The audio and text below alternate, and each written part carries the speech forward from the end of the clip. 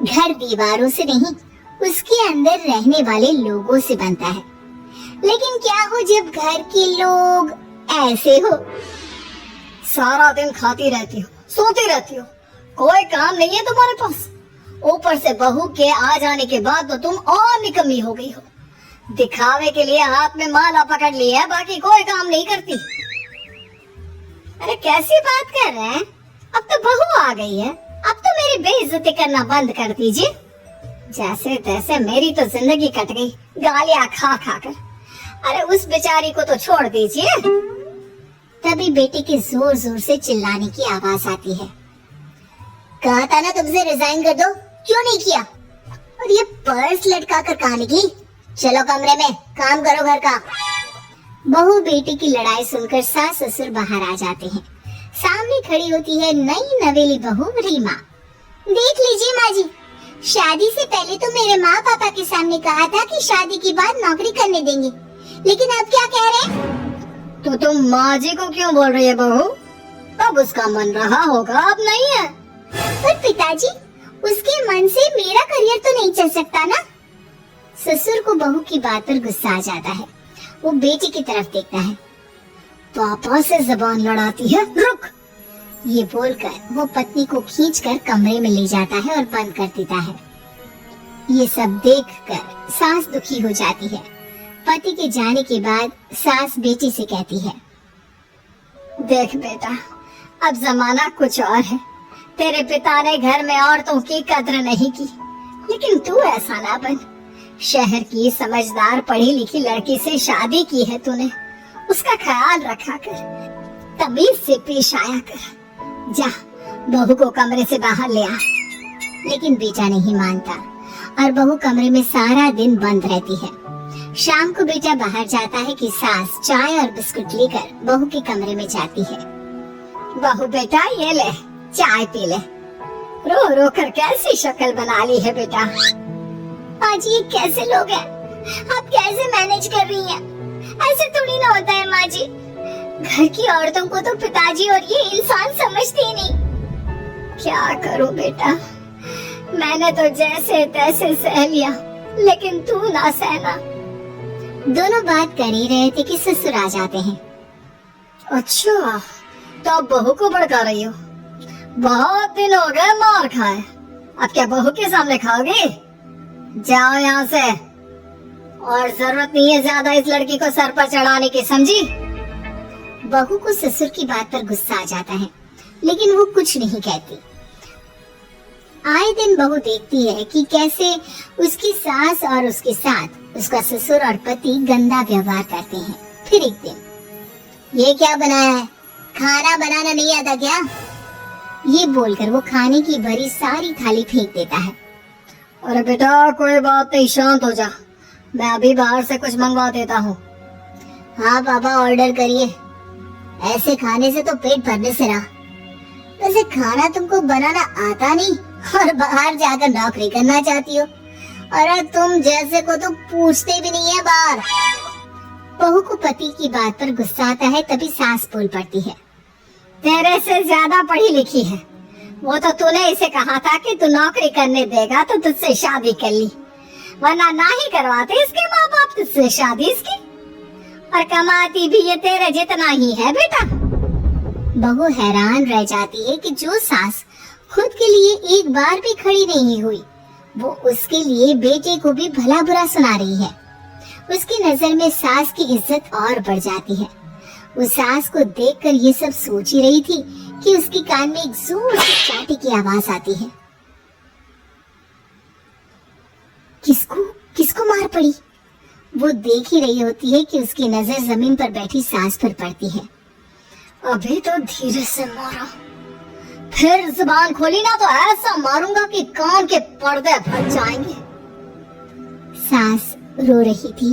बेटा और पति वहाँ से चले जाते हैं। पिताजी अच्छा किया माँ को जोर का चांटा लगाकर। आगे से जबान खोलने से पहले 4 बार सोचेंगी। बड़ी आई। दोनों हंसते हुए वहाँ से निकल जाते हैं। बहू सास को उठाती है और पानी देती है। मैंने ये दिन रोज देखे हैं बहू, लेकिन तू नहीं सहना। तू अपना जीवन अपने अनुसार जीना। शादी के वक्त मैंने तेरी माँ से बात करने की कोशिश की थी, उन्हें बताया था, लेकिन वो नहीं मानी। बहू सास को पकड़कर रोने लगती है। वो इसलिए नहीं मानी क्योंकि वो मेरी सगी माँ नहीं है। माँ जी, जिस तरह से आप मेरे लिए खड़ी हुई है ना, मेरी माँ भी नहीं हुई। बेटा, मैं तेरा भला चाहती हूँ। तू नौकरी इस घर में रहकर तो नहीं कर पाएगी। एक काम कर, इस घर से चली जा, पैसे कमा और खुश रह। माँ जी, हो सकता है कल तक मैं आपके इस फैसले को मान जाती, लेकिन आज नहीं। माँ जी, आप यहाँ इस नर्क को झेले और मैं आपको छोड़कर चली जाऊं? नहीं, कभी नहीं। अगले रोज, सुनिए, वो क्या है ना, मुझे कुछ कपड़े और गहनों की जरूरत है, तो जरा पैसे दीजिए ना। अब आप घर के मर्द हो तो पैसे तो आपसे ही मांगूंगे ना।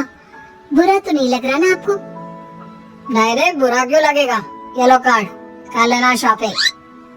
अगले रोज, बिजली का बिल आया है 10,000 का, भर दीजिएगा। इतना बिल कैसे आ गया?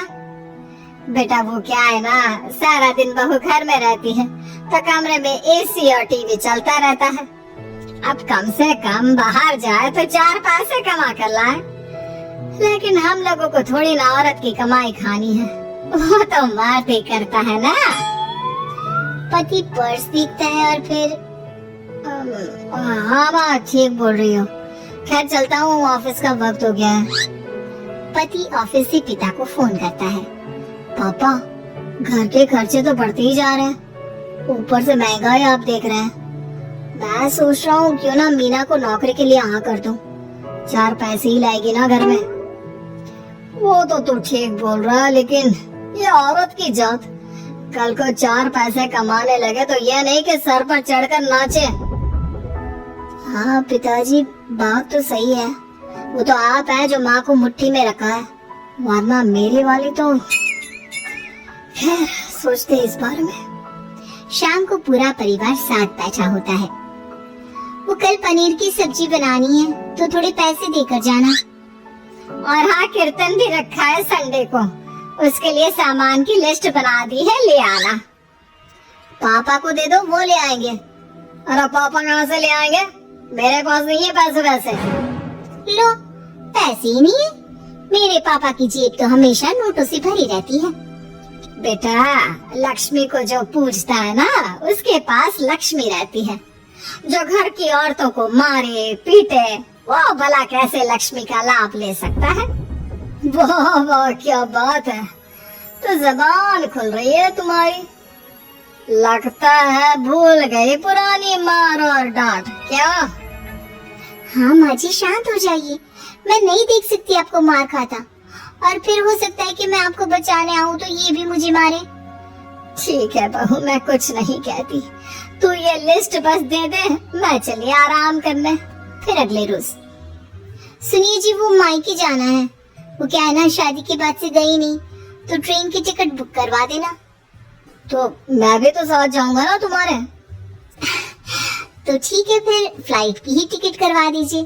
वो क्या है ना, अच्छा थोड़ी ना लगता है, आप पहली बार मेरे साथ जा रहे हो और हम ट्रेन से चले, ठीक है ना?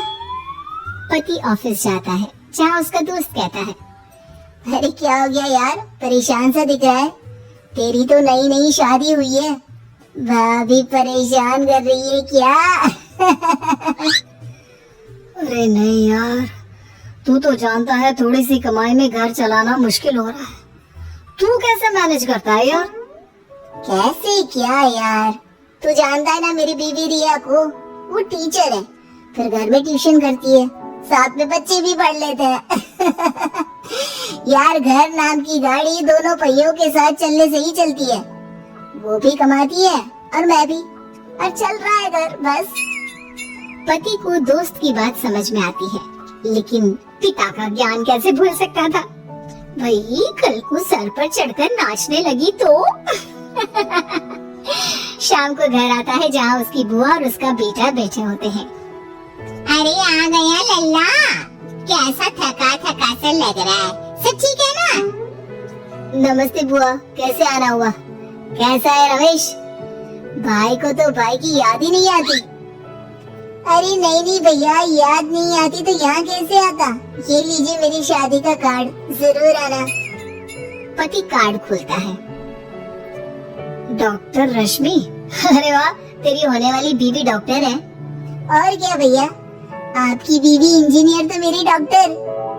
तभी वहाँ सास आ जाती है।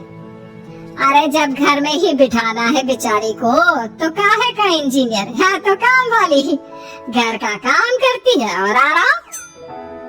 इतनी पढ़ी लिखी लड़की को घर पर क्यों बिठा रखा है? अरे बहू कहीं झोला छाप डिग्री तो नहीं लेकर आई है? पत्नी की बुराई सुनकर पति को गुस्सा आता है। नहीं बुआ, यूनिवर्सिटी टॉपर है मेरी मीना, और हाँ बड़ी कंपनी में काम भी करती है। बस शादी के बाद कुछ महीनों की छुट्टी ली थी, अगले हफ्ते से ऑफिस शुरू हो जाएगा। क्यों मीना? तभी ससुर आ जाते हैं। हाँ लेकिन फिर घर का काम कैसे होगा, और पैसे कमाने लगेगी तो सर पर। पिता की बात पूरी नहीं हुई कि बेटा, सर पर चढ़ने का हक है उसका पापा। पत्नी है वो मेरी, यानी मेरे घर की रानी, और रानियां तो सर का ताज होती है। क्यों मीना? मीना पति की बात सुनकर शर्मा जाती है। वाह बेटा, तू सही समय में समझ गया कि औरतों की इज्जत करने वाले घर में शांति और लक्ष्मी का वास होता है।